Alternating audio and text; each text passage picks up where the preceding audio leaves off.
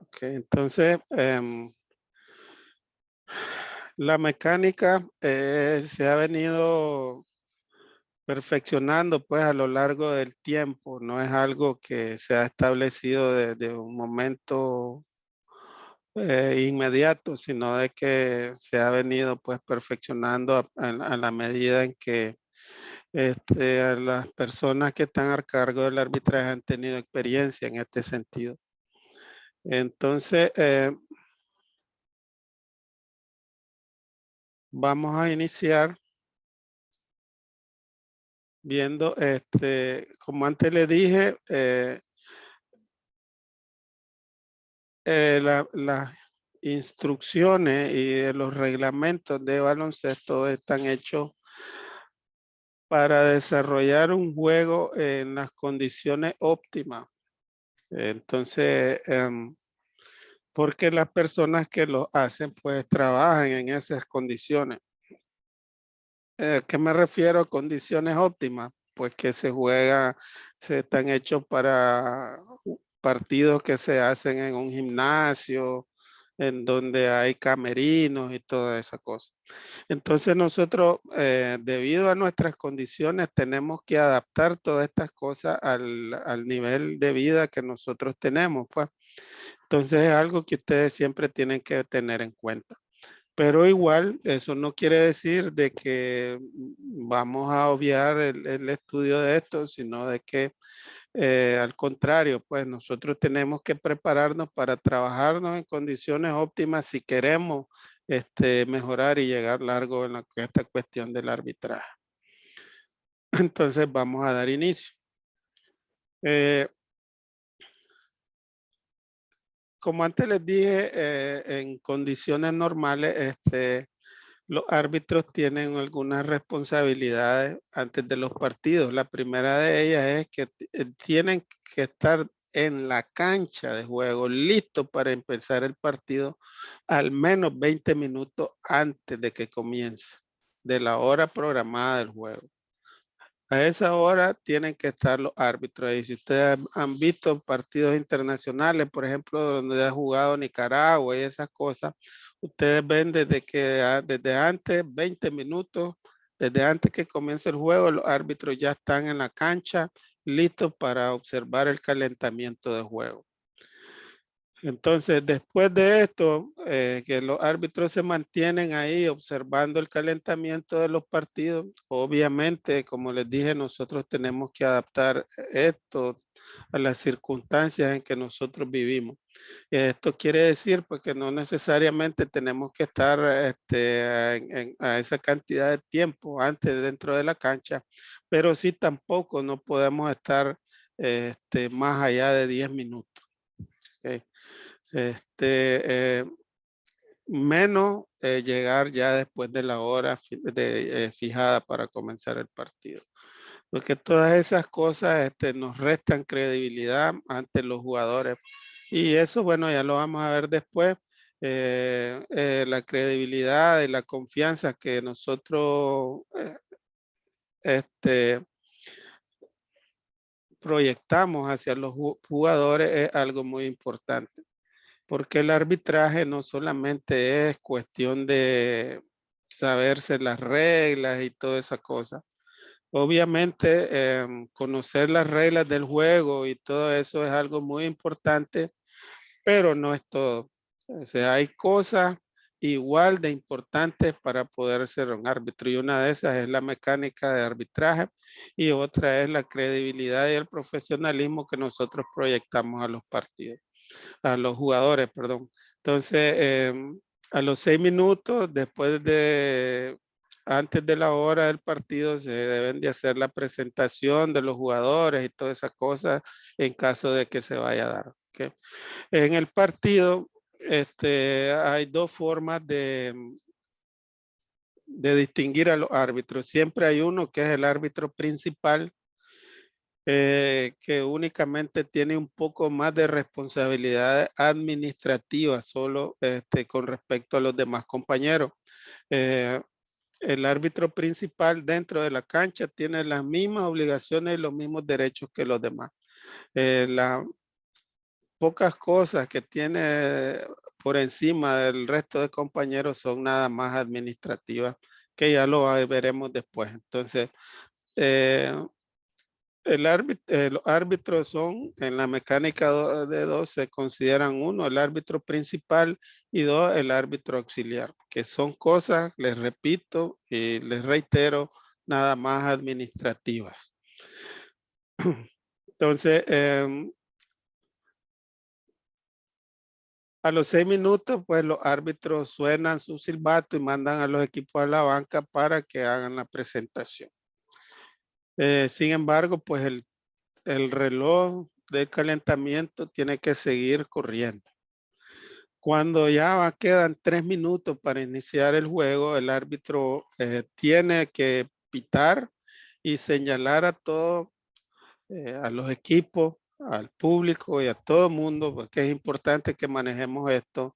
Los árbitros nos comunicamos con nuestras señas, tanto con los jugadores como con los aficionados, con toda la gente involucrada en el partido. Entonces, a los 3 minutos el árbitro tiene, ya esto no es necesario, pues ya que estemos en un gimnasio ni nada de eso, se tiene que hacer en cualquier partido. 3 minutos antes de que comenzara el partido, los árbitros deben de informar a los equipos para que ellos se vayan preparando y el partido no se retrase. Es importante que los partidos inicien a la hora indicada en el calendario de juego. Sobre todo en nuestro medio, ¿verdad? Que generalmente no solamente hay un partido, sino que hay varios en las canchas donde vamos. Entonces ya faltando, después de eso, faltando 1 minuto y medio para iniciar el partido, los árbitros pitan nuevamente para indicar que el calentamiento terminó y que los equipos se vayan a su banco a recibir las indicaciones finales de sus entrenadores y que comencemos el partido en punto. O sea, nosotros tenemos en casi todos los lugares la mala costumbre, desde que hasta que termine el tiempo de calentamiento, mandamos a los equipos a la banca. Entonces, cuando ellos llegan a la banca, ellos llegan a recibir instrucciones de los entrenadores y demás. Y la cuestión es que al fin y al cabo, el partido no comienza a la hora indicada. Entonces, es importante tener esto en mente para que los juegos comiencen a la hora que se deben comenzar. Bien, entonces ya luego, ¿verdad? Obviamente, esta es la posición que deben de ocupar los árbitros. Tenemos acá los bancos de los equipos y la mesa de anotación. Los dos árbitros.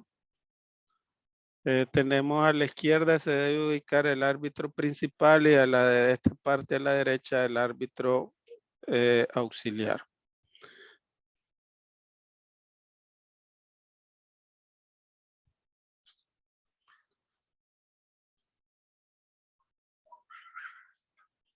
Todo esto es lo que vimos anteriormente.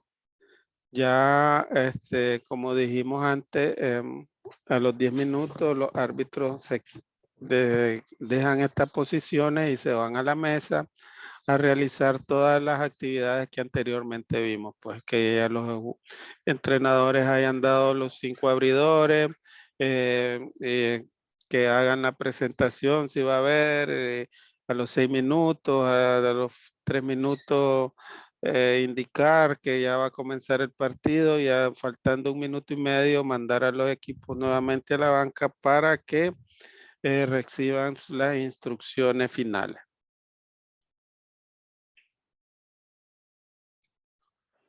Ok, ya, ¿qué pasa cuando inicia el partido?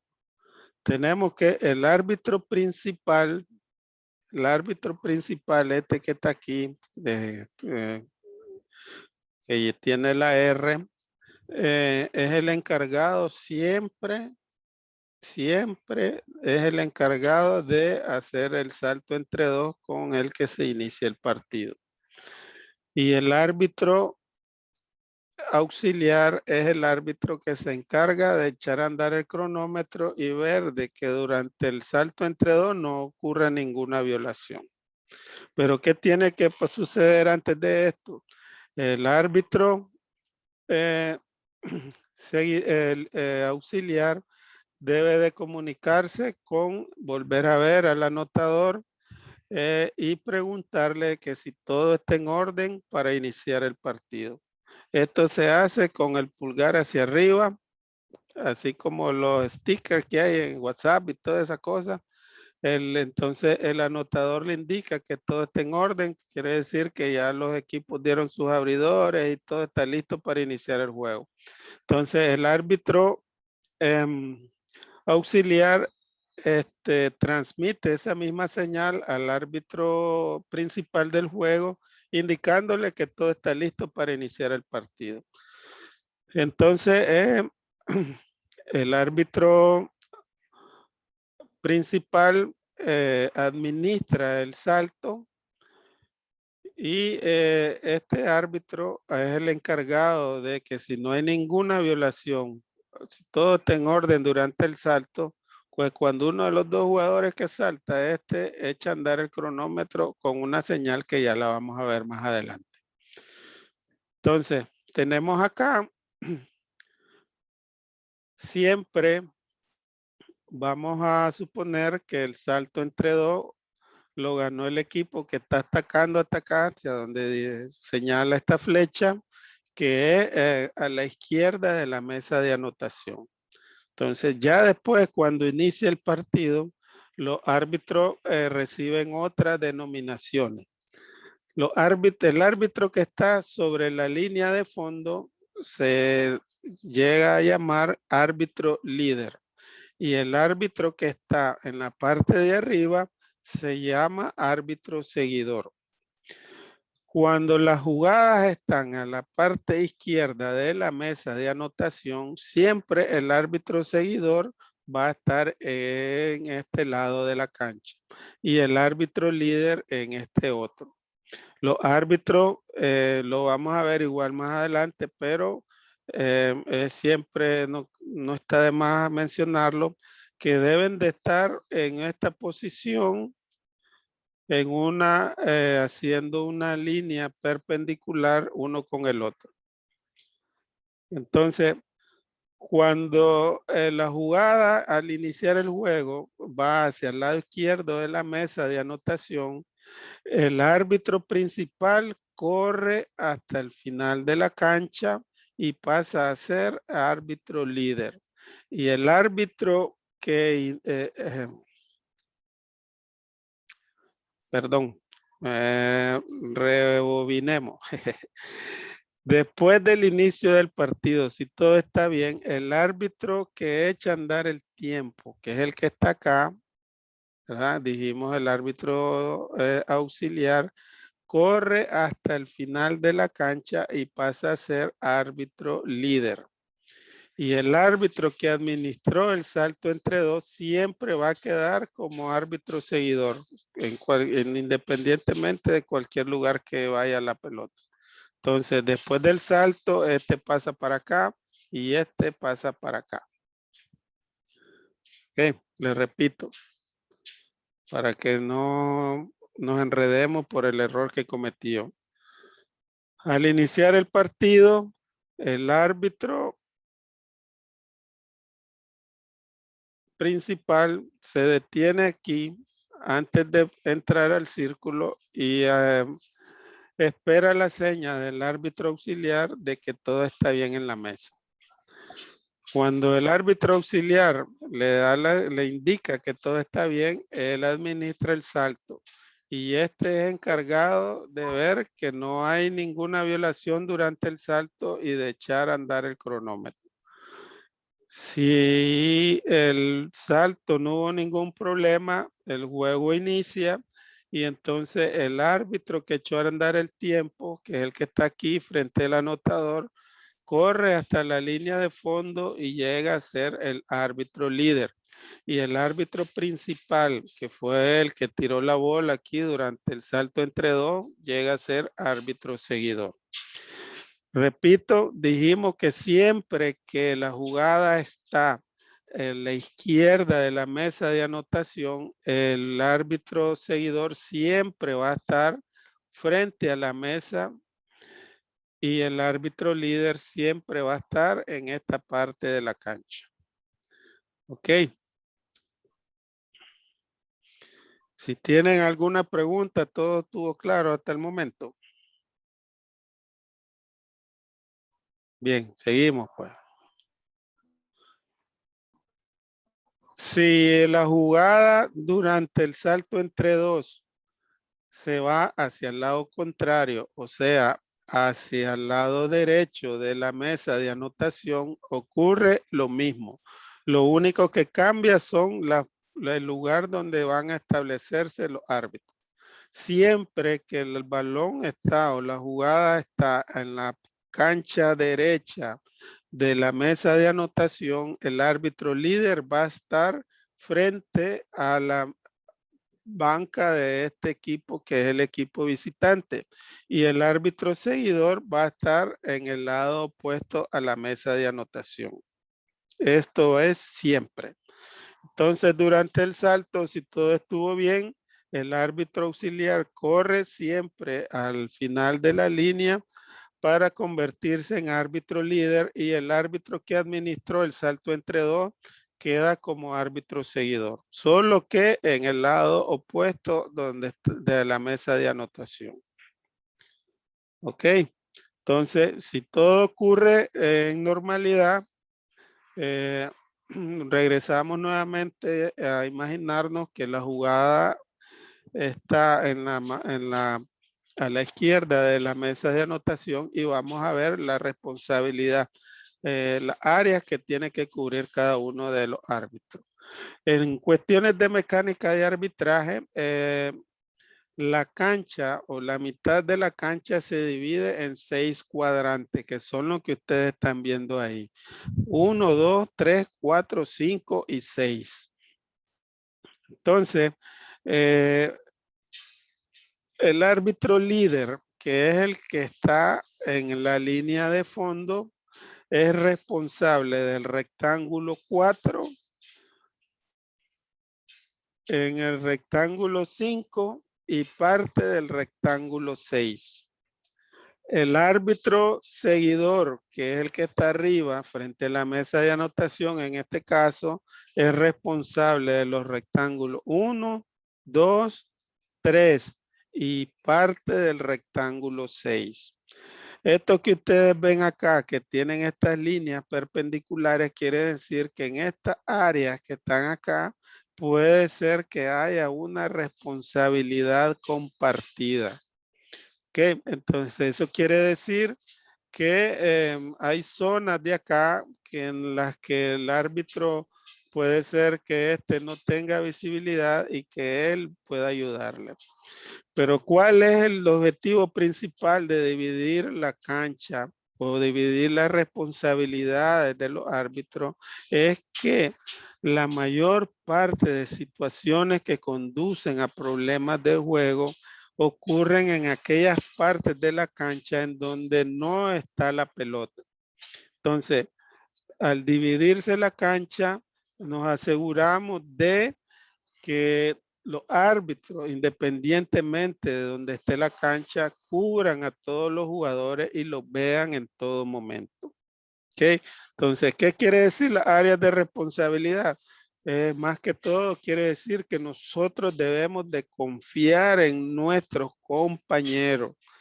Entonces, si yo estoy aquí como árbitro líder y la bola está en el rectángulo 4, el árbitro líder tiene que concentrarse en la jugada donde está la pelota y el árbitro seguidor tiene que concentrarse y enfocarse en los jugadores que están lejos de la pelota. ¿Ok?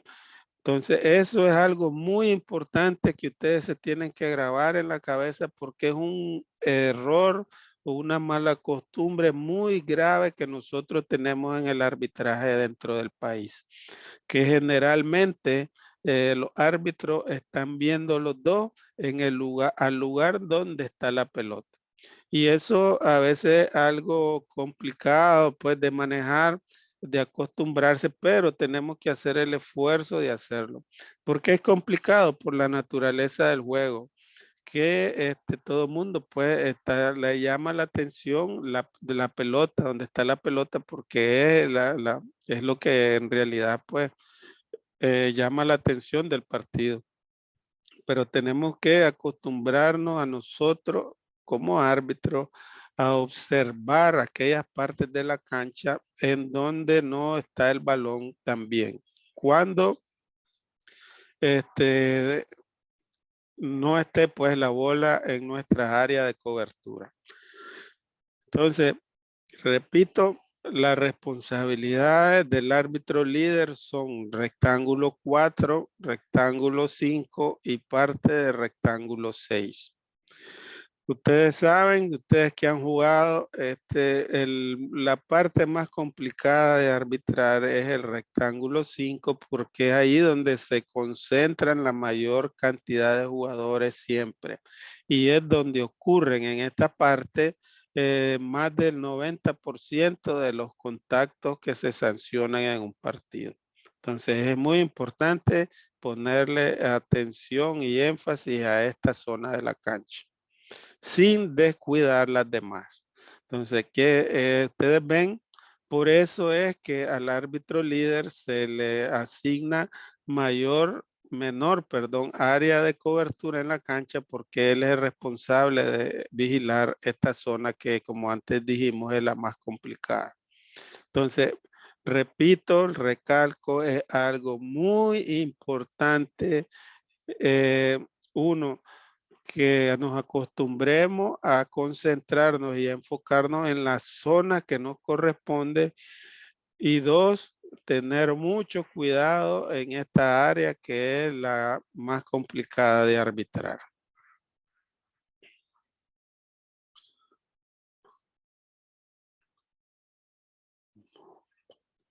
Ya todo esto es lo que les dije. Yo luego voy a compartirles, estoy grabando la sesión para que después ustedes les voy a compartir el enlace para si lo quieren volver a ver antes de ir al poli el día a practicar y lo demás, cualquier cosa.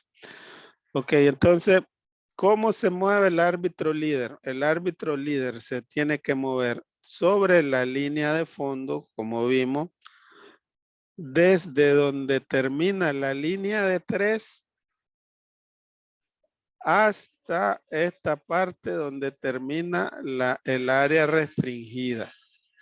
En esta área es el área donde él se debe mover, de acuerdo a donde esté el balón y el área que le corresponde ver dentro de la cancha. ¿Ok? Por ejemplo, en esta situación, algo extremo ya, que es muy rara vez el árbitro líder llega hasta esa parte de la cancha. Se debería hacer una situación extrema, pues que esté la jugada aquí y que vayan varios jugadores y demás. Y entonces ya vamos a ver más adelante, en ese caso, este árbitro también tendría que ajustar su posición dentro de la cancha y demás. Pero por lo general el árbitro líder no pasa de la mitad de la cancha. Pues la mitad de la cancha también se divide imaginariamente con una línea que parte la cancha en dos. Ya lo vamos a ver todos esos conceptos un poquito más adelante. Y entonces, generalmente no hay el árbitro líder no tiene la necesidad de pasar más allá de esta parte de la cancha. Entonces, se debe mover desde aquí hasta acá. El árbitro líder es responsable de la línea de fondo, todas las fueras y todo eso que salgan por esta línea le corresponde al árbitro líder pitarla y también es responsable de esta línea que es la que está a su izquierda. Ok. Todos los balones que salgan por acá los debe de pitar el árbitro líder. En cambio, el árbitro seguidor es responsable de la línea que está a su derecha, la línea lateral y de la línea central en este caso.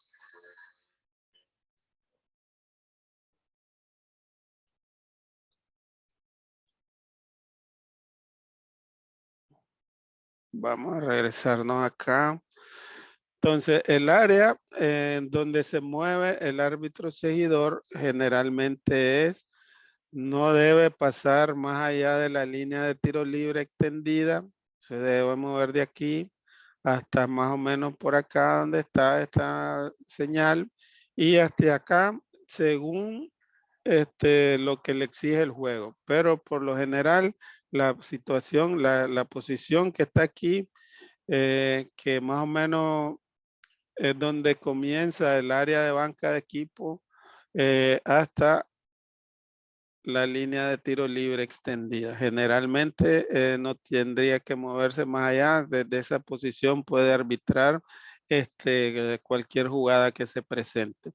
Porque voy a decir algo también, nosotros pensamos, tenemos el concepto errado de que entre más cerca los árbitros estén de la jugada pueden apreciarla mejor y eso no es cierto.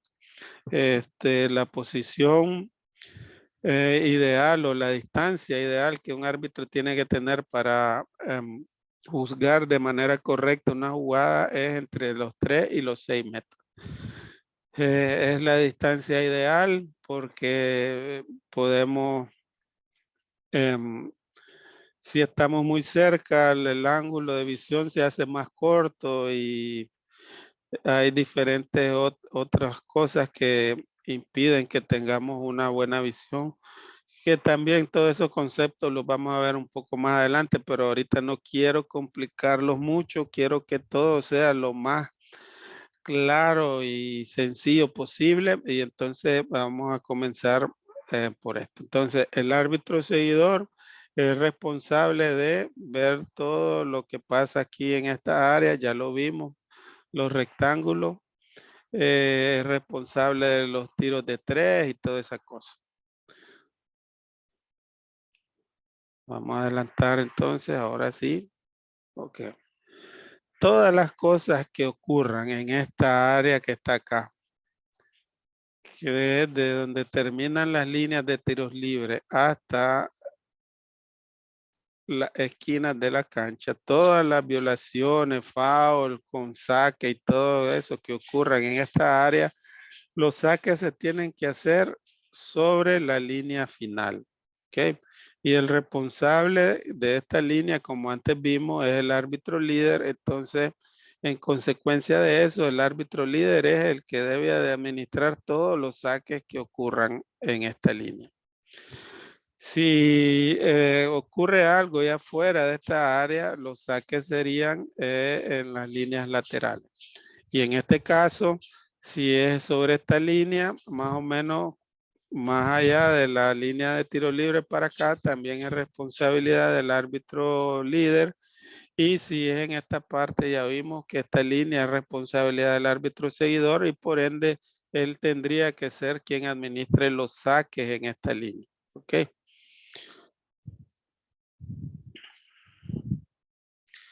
Una cosa muy importante es que de cuando hay saque en la línea de fondo, nunca se deben de permitir que hayan saques inmediatamente detrás del tablero, porque eso no complica las cosas. ¿Por qué no la complica uno? Porque si hay el saque, el pase de ese saque pasa por encima del tablero, es una violación y tenemos que entregar la bola al otro equipo. Y además, eso complica el sacador también porque limita su ángulo de visión. Entonces, nuestro objetivo principal como árbitro es tratar de evitar lo más posible que ocurran de este tipo de situaciones. Debemos de tratar de evitar meternos en un problema sin necesidad y entonces lo más sano para curarnos en salud es evitar que se hagan saques en esa parte de la cancha. ¿Ok? Detrás del tablero inmediatamente nunca se debe permitir que haya un saque.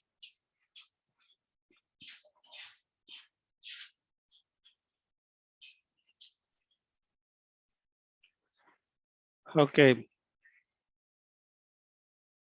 Cuando va a haber un saque en la línea de fondo, el árbitro líder debe de ubicarse a la derecha del jugador que va a realizar el saque. ¿Por qué? Porque si él se ubicase a la izquierda del jugador que hace el saque y este hace un pase al área restringida, perdón, este mismo jugador obstruiría la visión y el área de movimiento del árbitro líder para llegar a cubrir esa jugada.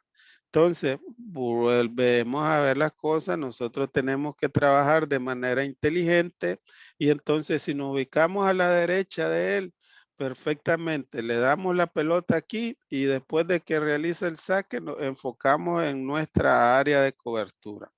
Algo muy importante es que durante el saque, el procedimiento más indicado es este. Si el jugador que va a realizar el saque se ubica en la posición desde donde va a sacar, el árbitro le tira la pelota de un pique de aproximadamente 1 o 2 metros y se prepara para echar a andar el cronómetro. Para echar a andar el cronómetro es esta señal que vemos acá. El árbitro levanta la mano y una vez que el balón haya tocado a uno de los 9 jugadores que están dentro de la cancha, la baja de esta forma y esa es la señal que le indica al cronometrista que debe echar a andar el cronómetro. Ok. Si el saque es hasta este lado de la cancha, volvemos a lo mismo. Eh, Igual trabajamos con un poco de inteligencia, no nos movemos más allá de la mitad de la cancha. Cuando el jugador está ubicado en el lugar correcto, el árbitro le hace un pase de pique a ese jugador para que realice el saque y se prepara con la señal para echar a andar el cronómetro en cuanto el balón toque a un jugador dentro de la cancha. En esta área de acá, como les decía, desde la línea de tiro libre extendida para acá, si el saque es en esta línea, es responsabilidad del árbitro líder también administrarlo y para eso igual tampoco no tiene que acercarse tanto, solamente indicar al jugador el lugar desde donde tiene que sacar antes de ver pasarle la pelota para que realice el saque, ver que todo esté en orden, si no hay jugadores que soliciten cambio, y si todo está correcto, le tira la pelota de un pique e indicamos con la señal que vimos antes cómo tiene que el cronometrista a qué momento tiene que echar a andar el tiempo. Si ya el saque en esta misma línea, aunque sea responsabilidad del árbitro líder, esta línea, pero si el saque es más allá de la línea de tiro libre, ya lo administra el árbitro seguidor. ¿Por qué? Porque volvemos a repetir que esta área no la podemos descuidar y entonces este árbitro no se puede mover hasta acá porque descuidaría la zona más importante de la cancha. Entonces, para mantener la posición, la línea perpendicular que debe haber entre los árbitros y para mantener también encajonado a todos los jugadores dentro del ángulo de visión de los dos árbitros, se modificaría un poco la línea, la posición del árbitro líder y para que todos puedan ver a todos los jugadores pues dentro de la cancha. Esto ocurre muy pocas veces en un partido, entonces es muy raro que se dé esta situación, eh, pero pues es importante que lo manejemos. Eh,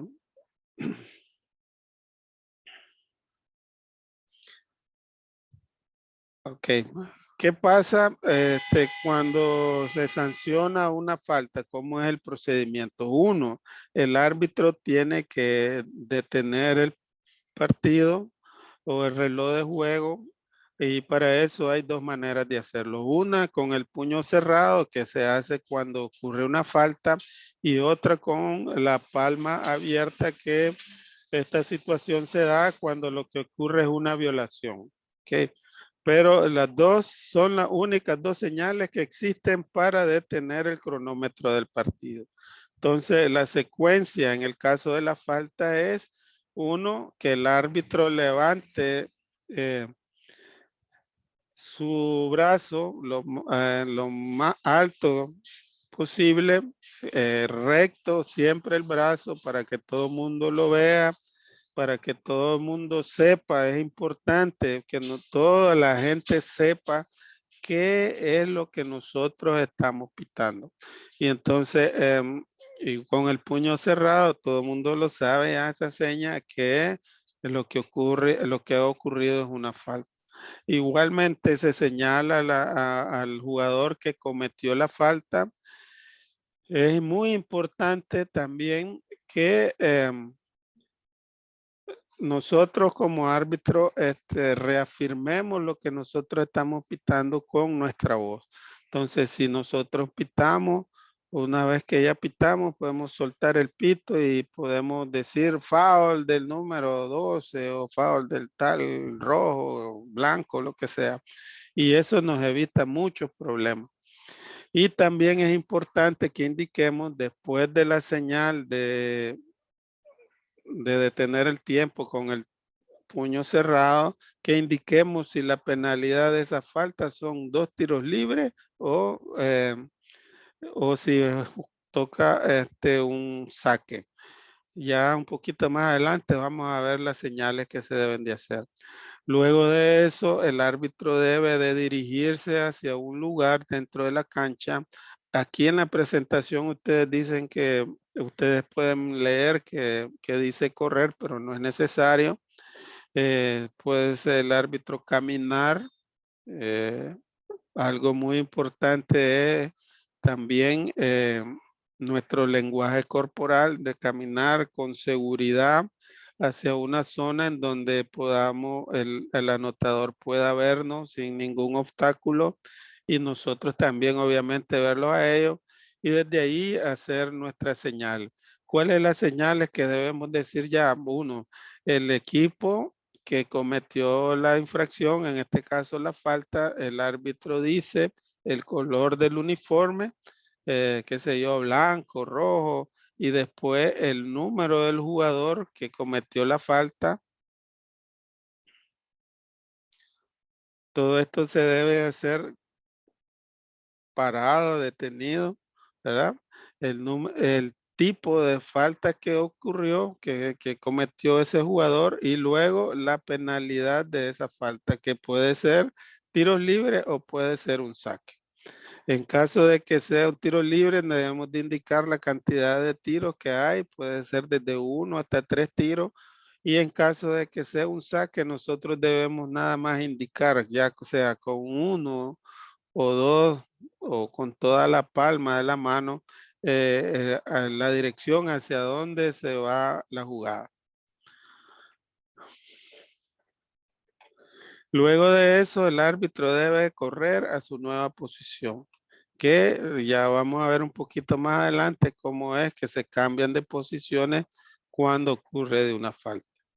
Cuando esta cosa se da mientras nuestro compañero eh, está teniendo esta comunicación con los oficiales de la mesa, el otro árbitro tiene que estar pendiente de todos los jugadores dentro de la cancha para evitar cualquier incidente que pueda ocurrir. Cuando nosotros, cuando cada uno de los árbitros trabaja o está cumpliendo a cabalidad con sus obligaciones, no debería haber situaciones en donde los dos piten sobre la misma jugada, pero ocurren.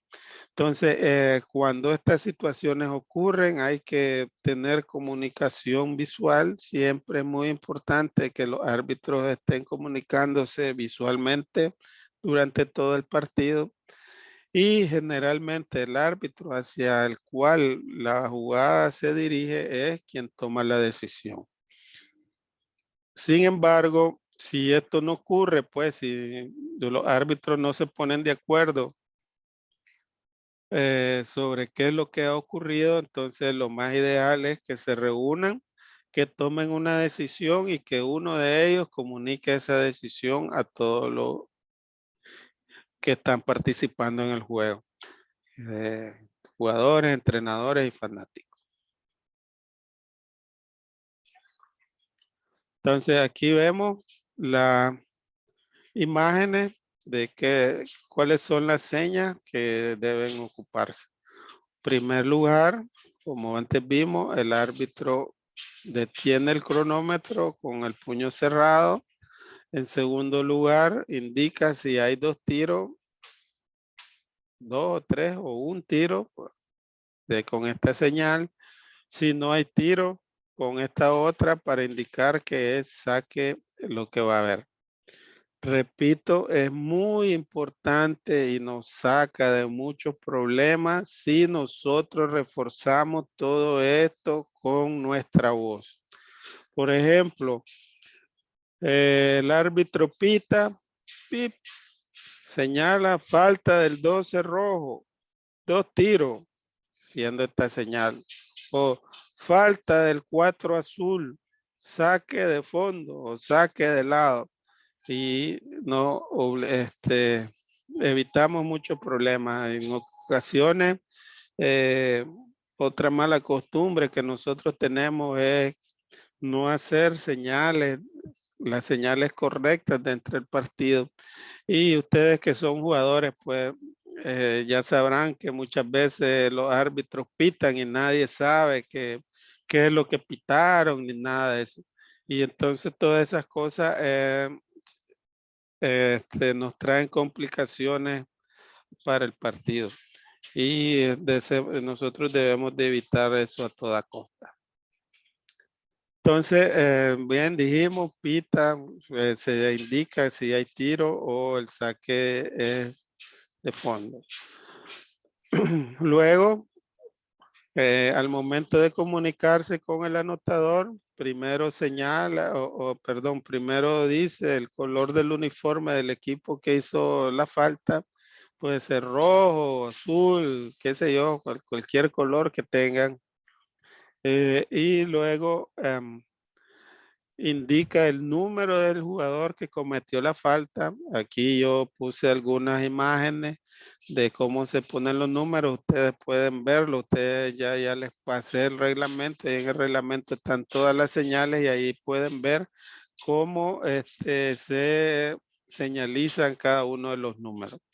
Y luego indica el tipo de falta que cometió, que también está en el reglamento todas las faltas. Aquí vemos algunas de ellas. La primera, cómo se sanciona lo de agarrar, el bloqueo, cuando empuja, cuando tactean o ponen la mano en la cintura, algo que es muy común. Esta es la señal correcta para indicarlo. Okay. Podemos ver cuando golpean en la mano, cuando es falta ofensiva, cuando lo golpean en la mano al jugador que está tirando, cuando agarran y están penetrando, cuando es doble falta, cuando es falta técnica, cuando es falta antideportiva y falta descalificante.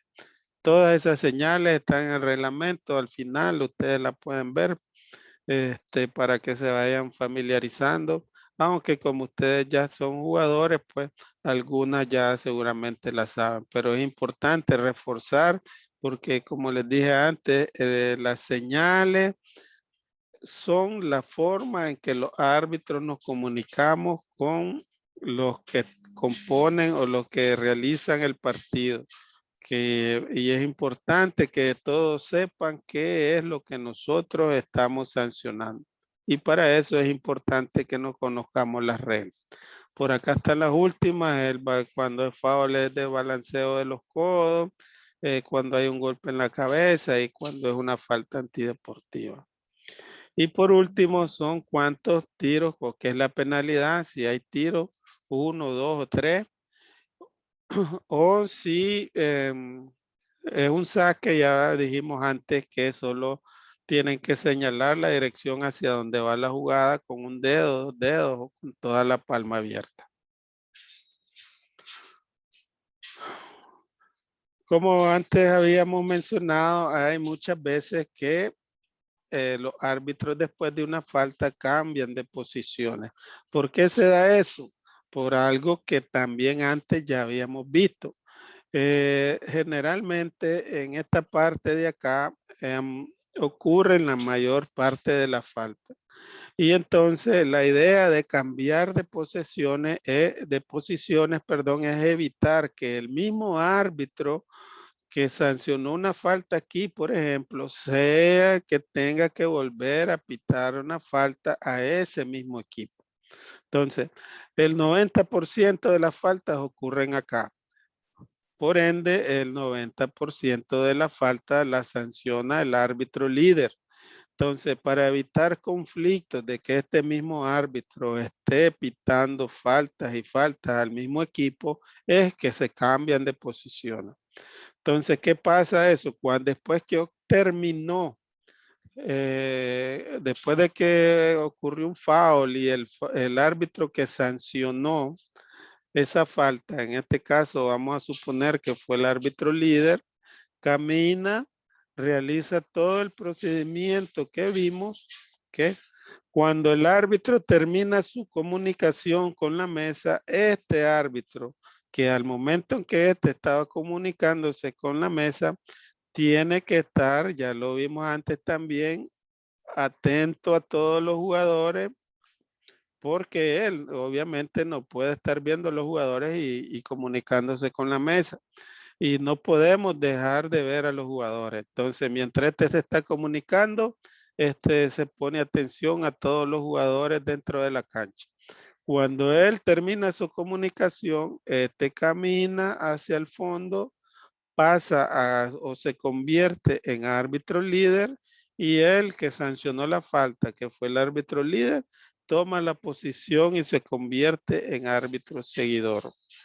Esto es cuando el que sanciona la falta es el árbitro líder por las razones que les dije al principio, ¿verdad?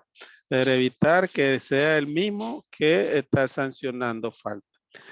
Si el que sanciona la falta es el árbitro seguidor, se sigue el procedimiento de nuevo, él comunica con la mesa, en este caso como está enfrente, generalmente solo se da vuelta y comienza su comunicación, este tiene que estar atento a todos los jugadores y entonces por el mismo principio que vimos antes, para evitar que este venga acá a sancionar otra vez, al mismo equipo, entonces mantienen sus posiciones. Entonces, repito, cuando la falta la pita el árbitro líder, cambian de posición. Si la falta la pita el árbitro seguidor, después de que comunique la decisión a la mesa, mantienen sus posiciones para evitar que esta persona venga hasta acá a sancionar al mismo equipo de nuevo. Eso ocurre cuando el árbitro líder es el que sanciona la falta, ¿verdad? Y cuando lo sanciona el árbitro seguidor, vemos que no cambian. Si el árbitro líder la pita, cambian. Si la pita el seguidor, no cambian. Estas dos situaciones se dan cuando las faltas que han sido sancionadas son faltas que comete el equipo que está defendiendo. ¿Ok?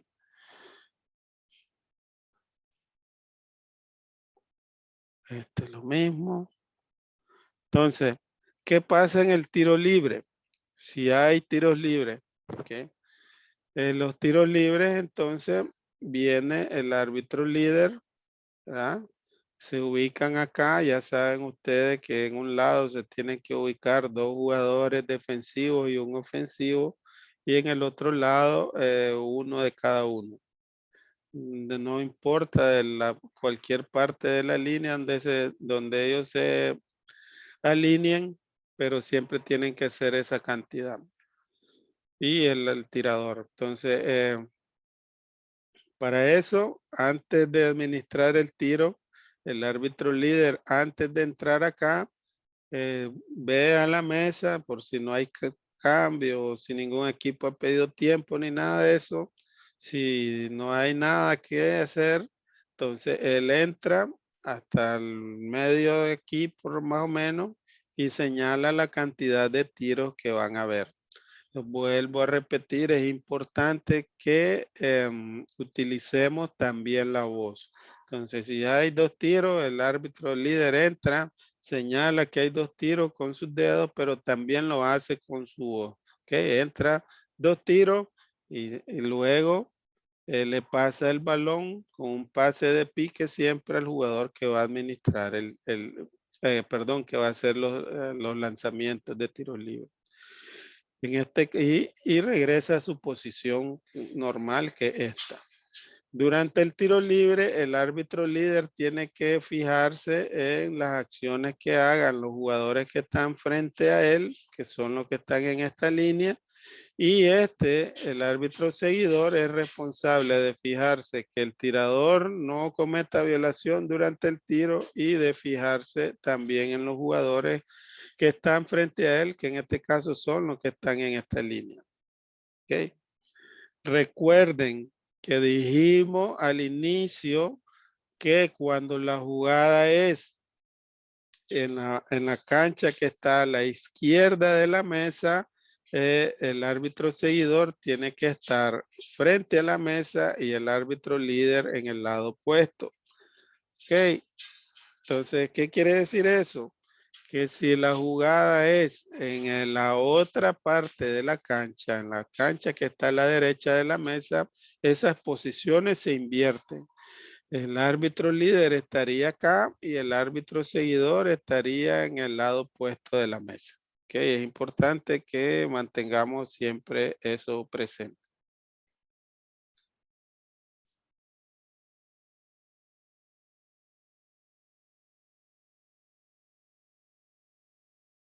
Durante los tiempos muertos, todos los equipos se van a su banca y es importante, los árbitros no podemos dejar de prestar atención a los jugadores y se ubican acá en esta forma, uno en la línea de tiro libre. Pero si los árbitros necesitan platicar algo, se pueden reunir en cualquiera de estas posiciones, ya sea acá, ya sea al centro o ya sea aquí.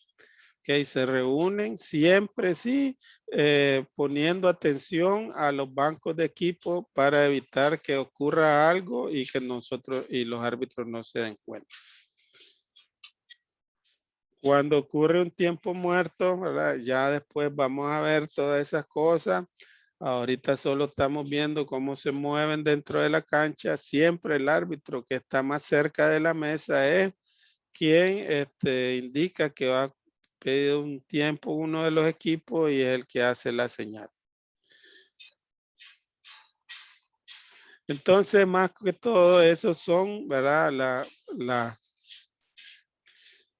Lo básico de la mecánica de arbitraje. Ustedes, como les dije, la video está siendo grabado. Yo después les voy a pasar el enlace donde lo puedan ver y después esto mismo es lo que van a ir a practicar al polideportivo, a la cancha, porque es importante que vayamos pues al suave. Ya tal vez la próxima semana podemos ver si hacemos un jueguito de niños.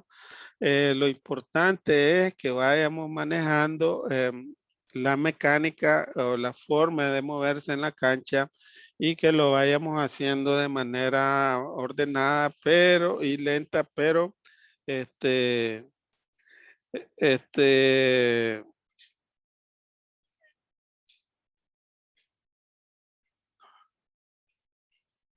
pero que sea seguro pues lo que estamos haciendo. Entonces yo ahorita tengo que reunirme con con otro árbitro. Si tienen alguna pregunta, estoy a la orden para que podamos aclarar cualquier duda.